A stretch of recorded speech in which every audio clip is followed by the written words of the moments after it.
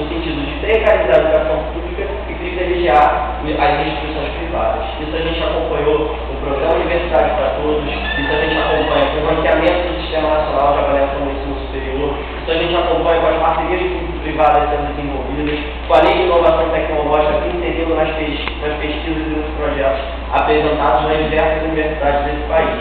E aí, quando a gente acompanha o segundo mandato, diferentemente do que alguns já colocaram, que as discussões e as decisões estão sendo democráticas, esse triplo DDD, infelizmente essas decisões e discussões democráticas, elas vieram através de um decreto. Quando em abril de 2007, o governo lança o 6094/07, que é o Plano de Desenvolvimento da Educação, e o 6096/07, que é o REUNE, ele decreta qual é a sua concepção universitária de uma maneira, que chantageia as diversas reitorias e, infelizmente, as nossas reitorias apresentam não como os anúncios aí televisivos apresentaram, o REUNE, está dando uma nova cara para a universidade, estão tendo as vagas, mas passou com polícia cercando a Universidade Federal de Juiz de Fora, com o conselho universitário acontecendo no Palácio de Justiça de Niterói, na Universidade Federal do Fluminense, e com a UFRJ, o reitor gritando 9 vezes os conselheiros levantarem de braço sem nem saber o que estava acontecendo no meio de um grande tumulto. E aí eu pergunto, há legitimidade, a gente vai aceitar todo um projeto que é desencadeado a partir dessas condições que estão sendo apresentadas? E a meu ver, acho que um empático não é a resposta para a gente apresentar. Para materializar a questão relacionada ao plano diretor,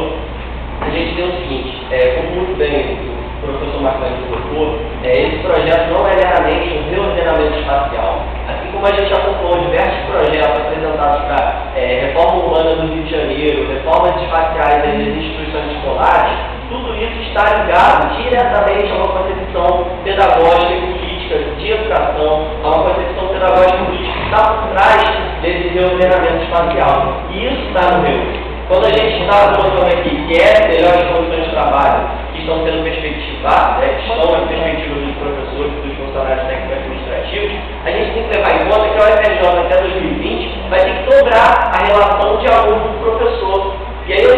no ano passado, eu fui professor substituto do Colégio de Aplicação, eu tinha uma turma com 30 licenciados. E aí alguns argumentam, não,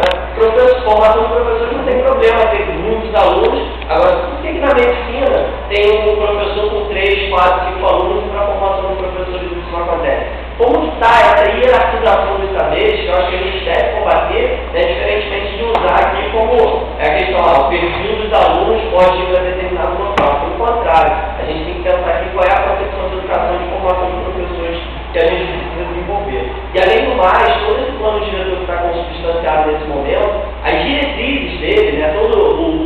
formato político que hoje está apresentado numa revista muito bonitinha, com desenhos, toda colorida, com várias projeções aí,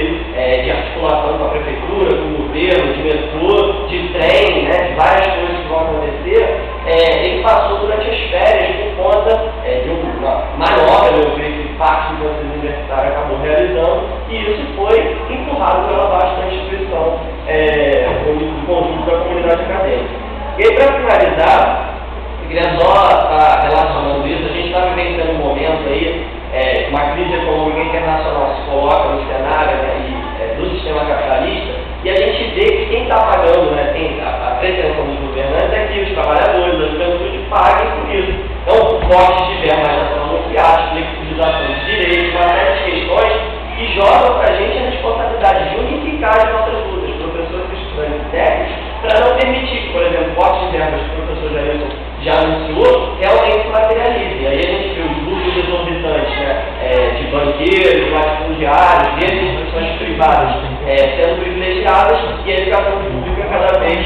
numa situação mais conturbada. E isso a gente acompanhou quando, por exemplo, a Escola de Belas Artes, que criou o curso novo para atender aí as metas do REUNE, e não tem sala para os alunos estudarem. Tem que readequar os departamentos, juntar os 3 departamentos da época, para poder ter sala para os alunos estudarem. A gente vê o curso de arte da Universidade Federal Rural do Rio de Janeiro, também tem professores, tem que importar professores de história para dar a história da arte, readequar todo o currículo que estava planejado para poder atender essa demanda. A gente acompanha o curso de Relações Internacionais da UFRJ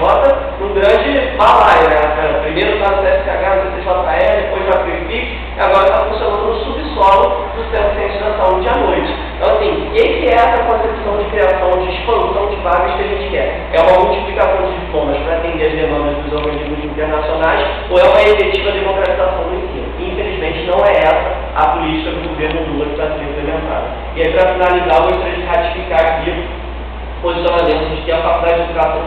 está colocando claramente a contrariedade à transferência para o fundão, porque isso não é meramente a criação de um prédio para a gente, ou que a integração e a interdisciplinaridade próximas aos demais cursos,